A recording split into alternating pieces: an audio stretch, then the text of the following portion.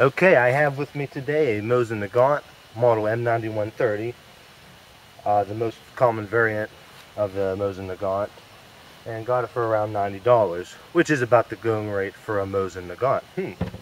That's an awesome price for a rifle of this quality. It does shoot the 762 by 54R round. Let me go ahead and get one out just to show you. I am shooting corrosive ammo through it. And why not? Because it's a lot cheaper than other ammo. And you can see here the 762 by 54R. The R stands for rimmed, and you can see that rim on there, I believe. Yeah, there we go.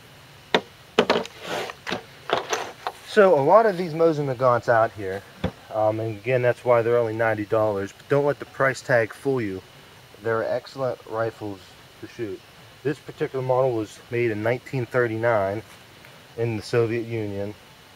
The M91-30, its overall length is 48.5 inches with a barrel length of 28.75 inches. Okay, so that's a pretty big rifle, right? Pretty long barrel. Weight I'm not exactly sure of. I think it's probably around 11 pounds or so. But it has a very smooth bolt action.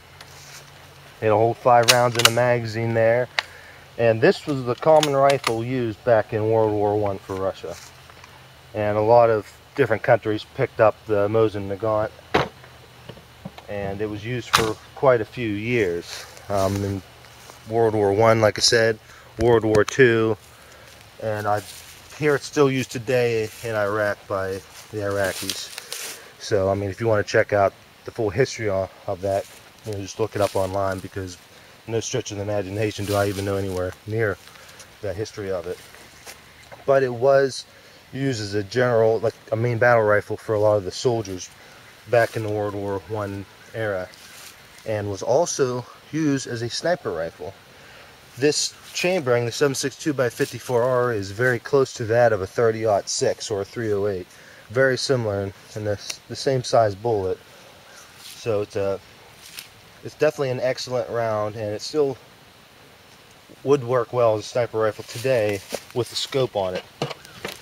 You can buy mounts for it. Let me just turn that a little bit.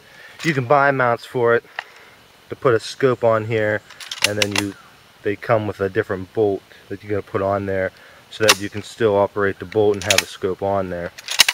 But for 90 bucks, you know, not only are you getting an awesome piece of history, you're getting an excellent gun that is very accurate and can be used for hunting, recreational shooting, or I guess as a cheap sniper rifle should you ever need one. So I'm going to go ahead and shoot some rounds today. All I have is open sights, so we're going to see how accurate it is, or how accurate I am at least, because the target is way out there. It's about 80 yards away, and I am using open sight, so we're going to see here. Although I normally use a 30-30 for hunting, I'm thinking about messing around this year and maybe taking this Mosin Nagant out for deer season. What the heck? So I think you can see the target fairly well. But I guess before we do that, we'll go ahead and load it up. Now, Mosin Nagant, no matter where you live, you'll probably be able to get it for around $100.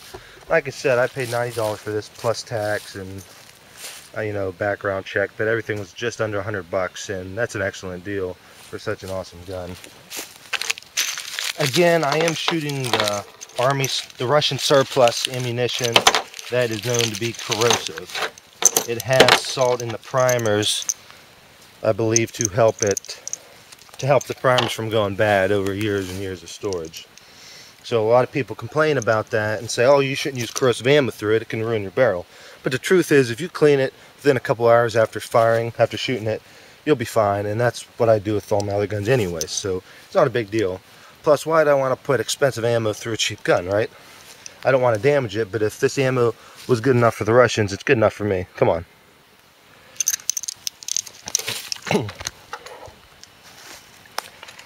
So, of course, loading up. Hold right, not 5 rounds there. Since it is a rimmed cartridge, you got to watch out for rim lock. Whenever you're putting the next round in, you got to make sure that this rim is in front of the rim that's already in there. So just kind of slide it in there like so. Yeah. It didn't look very good from there, but there we go. I've shot 20 rounds through this already, just kind of testing it out, making sure it was functioning properly. And there we go, we're ready to go. Now this thing has a safety on it, which sucks, I will say that about it. You got to pull this thing back and then twist it to the right. Okay, now notice it's pointing in the safe direction, so I'm going to go ahead and test the trigger out.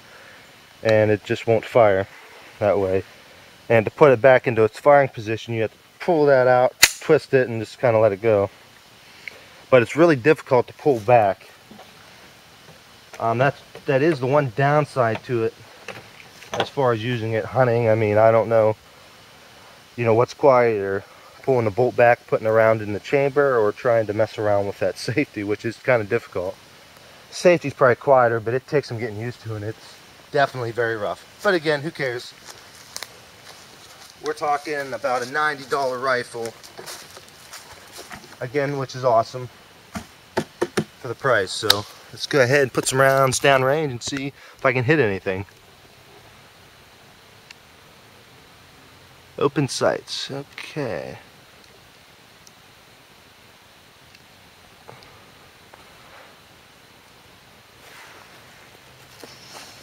Of course, I'm using a table here, gonna bench rest a little bit, trying to hold it as accurate as possible.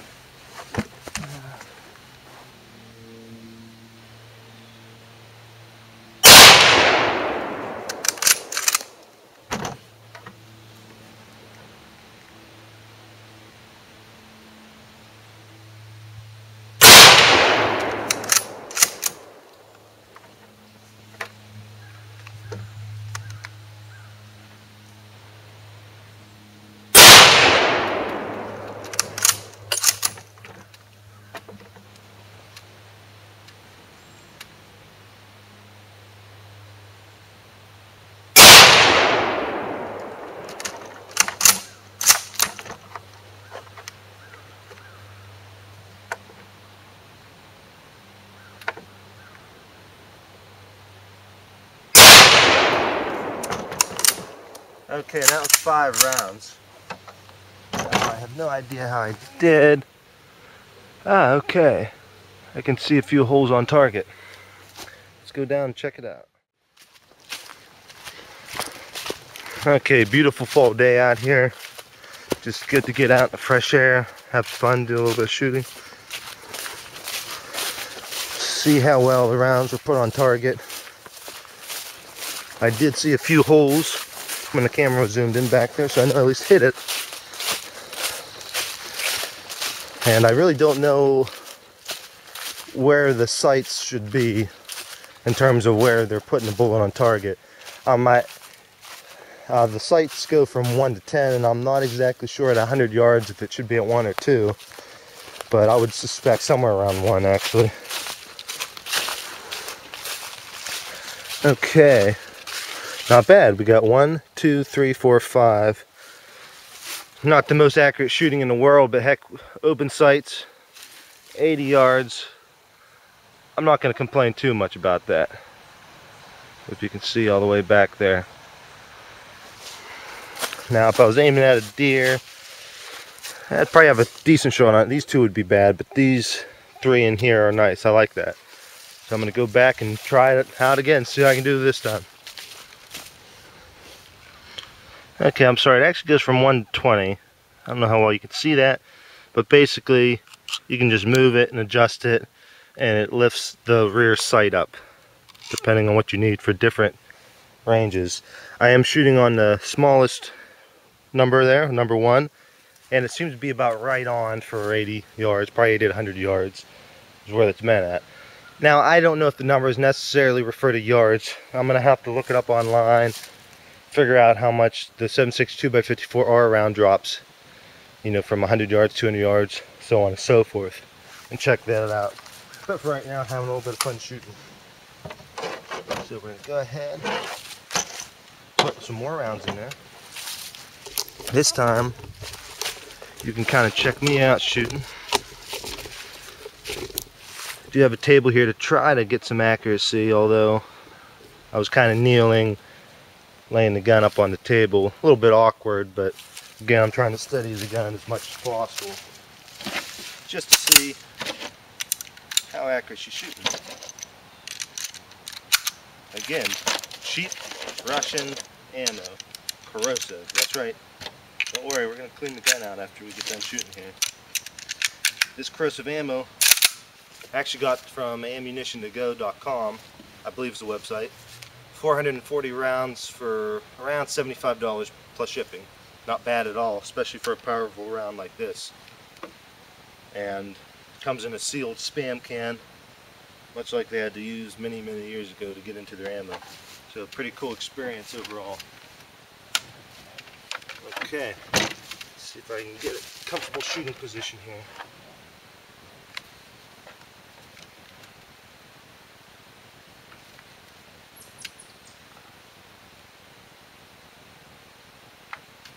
Trying to steady it here is a little bit difficult with this setup.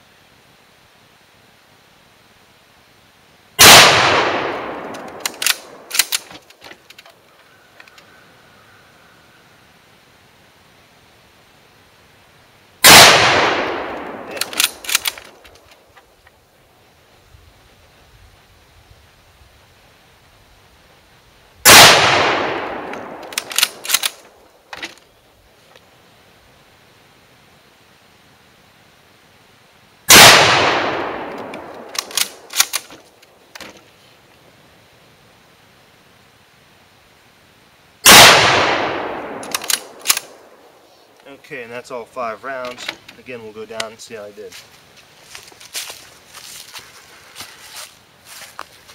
Okay, not bad, not bad. Definitely should have marked my shots from last time. I didn't.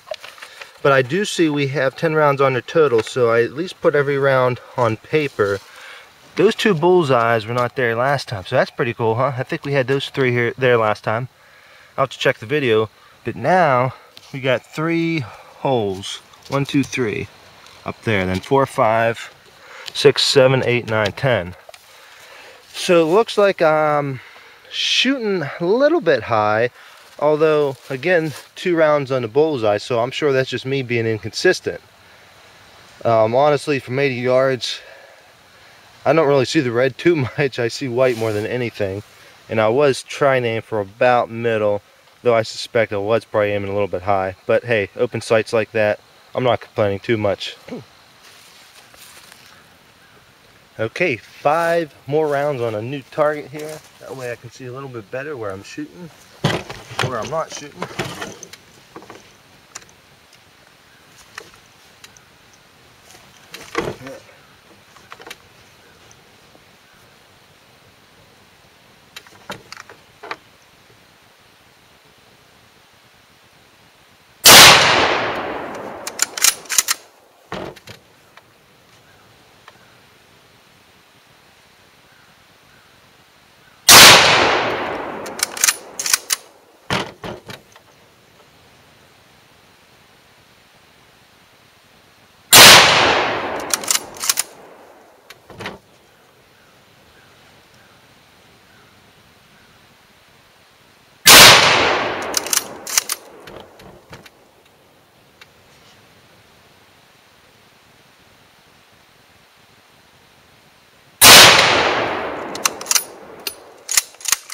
Okay, 5 rounds, we're out. Incidentally, yeah, sorry for making you dizzy here. One thing I haven't pointed out yet, whenever you get a Mosin Nagant, typically what you get with them, or at least what mine came with, was an old school military surplus sling. That's awesome, isn't it? Leather handles here, and I don't know if it's nylon or what it's made out of, but definitely pretty durable, and it's cool because it adds, in my opinion, to the value, or at least the enjoyment value of the gun. It also comes with an old military surplus ammo pouch where you're supposed to put your stripper clips in, and many will come with a cleaning kit. Now mine did not come with the cleaning kit. Instead it came with 2 ammo pouches, but I went ahead and purchased a cleaning kit on eBay for like $6, just so I have it. That enables you to use the cleaning rod up here that unscrews and pulls out, and there's little attachments to go on there, and then a tool to help take this apart and clean it. Whenever you get a Mosin Nagant, it's going to be filled and caked on with cosmoline that you'll have to clean out. The taking apart is pretty simple. Really not going to show too much how to do that today, but the short of it is, oops, it's still hot, sorry. There's a screw here, and then a screw right up on top of here. Well, you have to take the bolt out, and then you can go ahead and disconnect the metal barrel from the wooden stock. But there's plenty of videos out there showing you how to do that. So let's go down and see how good or bad I shot. I mean, come on, let's face it. It's nice to get outside, enjoy nature, and get away from TV and computers. Get a little bit of exercise. Good to do. Okay, definitely see some rounds on target. I'm slacking a little bit this time. I missed one round and I'm not sure where it went. We got enough bullet holes on here. I'm really not sure, but at least I do have 1, 2, 3, 4. I don't think that's 2 rounds, although kind of looks it, but I believe that's only just 1 round there. So I did miss one somewhere and I'm not sure where. But I'm going to go ahead, go back, put 5 more rounds on. Definitely seems to be shooting high, so I'm going to try to aim a little bit lower this time. Which, again, it sounds a little bit easier than what it is, because that range, unfortunately, looked more like a white dot than a small red dot on a big white target or background. Okay, so we'll see. To the corrosive ammo thing. I guess there's not exactly salt in the primers. It's some type of sodium phosphate, sodium something or another, and whenever it's fired it turns into sodium chloride, which is salt, just like table salt. And what happens is that gets all throughout your barrel and probably bolt, and that draws moisture right out of the air. It just tracks the water right into the barrel, right in the grooves, and it's easy for it to rust out. That's what's bad about corrosive ammo. So you definitely don't want to wait overnight to clean it. You want to do it as soon as you get back. Now there's a lot of different methods to doing it. A lot of people will actually just use hot or boiling water with a little bit of detergent in there and just run a little bit of that through with some patches, and then after you're done you can go ahead and probably use your Hoppy's No. 9 or whatever type of cleaner you normally use. I use both Hoppy's No. 9 and a homemade mixture that my dad made that's called Ed's Red. I forget what all's in Ed's Red. It has kerosene and 2 other main ingredients in there, but I'm sure if you do a Google search for that, you'll find that. Now, you can also, if you don't feel comfortable using water, which I know sounds a little bit weird at first, but remember, water's not bad if you clean it off. But the point is, water will dissolve the salt that's in there. You know that salt is water soluble, so that's good for getting the salt out of there. But if you don't want to use it, you can use some type of water-based cleaning solvent. I've heard Hoppy's No. 9 Plus. The Hoppy's No. 9 Plus, not just Hoppy's No. 9, but the plus on the end, is used for cleaning black powder rifles, and it does have a water base to it, which you can work. And there's other things. I mean, do a Google search on it, you'll find it, but I'm probably just going to go ahead and use some water with a little bit of detergent in there, clean that out, and then use my Hoppy's No. 9 or Ed's Red and just clean it out good, and I'm sure that'll be fine. No sense getting your panties in a bunch over the whole corrosive ammo thing, because seriously, it's a lot cheaper than non-corrosive, especially for, you know, plinking around, having some fun.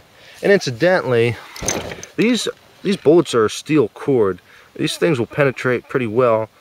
I'll probably eventually do a test of that just to see how well they penetrate, so that's pretty cool. Hunting around, you'd probably want maybe a little more of a rounder nose, that way it won't penetrate through the deer, or it won't penetrate as easily through a deer. It would rip the flesh up a little bit more. That's what a round bullet will do. It's kind of like a hollow point in a sense. If I were hunting, honestly, if I do hunt with this year for just to have some fun, I probably will use ammo, or I'm thinking of maybe buying some of the Wolf ammo or other Russian-made ammunition that's not corrosive, because honestly, if you get a deer with it, you know, you're not going to be cleaning that gun for hours. You got to clean out the deer and stuff. although I suppose I could probably take some cleaning stuff with me and run it through. But I mean, that's small stuff, little details. But just clean your gun, you'll be fine, believe me. Okay, probably just put 5 more rounds through it before we call it a night, and we'll go ahead and see if I put these on paper.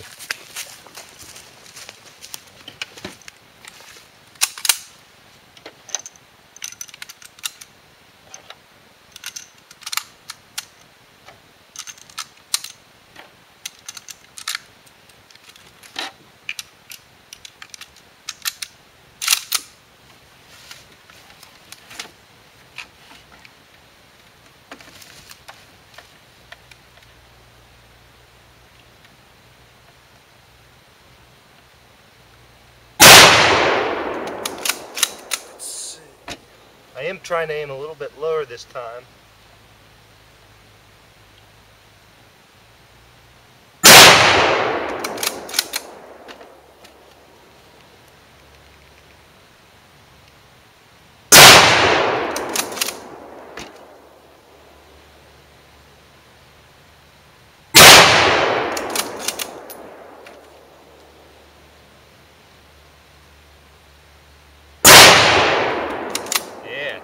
Smell burning surplus Russian ammunition.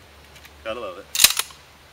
One thing I forgot to mention is originally they used stripper clips, or maybe I did mention this, I can't remember, but they did originally use stripper clips to put in the 5 rounds in as quickly as possible. And from what I read on the internet, the original Russian stripper clips are hard to find. They do make, I don't know if you'd really call it an aftermarket, but you can find stripper clips for it that don't seem to work very well. I've been told, and I've seen videos of people use them, and they just didn't seem to work well. Okay, remember I had 4 rounds on there last time. Was trying to aim a little bit lower. We now have 1, 2, 3, 4, 5, 6, 7, 8, 9. Or excuse me. See, I tried to double count a hole again. 1, 2, 3, 4, 5, 6, 7, 8. So again, I only put 4 rounds on paper. So the last 2 times I shot it, I missed it. Probably what I should have done is put up a big white poster board here to see where the rounds are going. But I mean, at that range, honestly, you flinch a little bit, you pull the trigger, you know what I mean, too hard, you kind of jerk it, and it's pretty easy for it to go off target. But I do have 1 in the bullseye this time, so shooting a little bit lower helped. I'm just gonna have to practice a little bit. I would like to do a slight modification to the sights. There you go.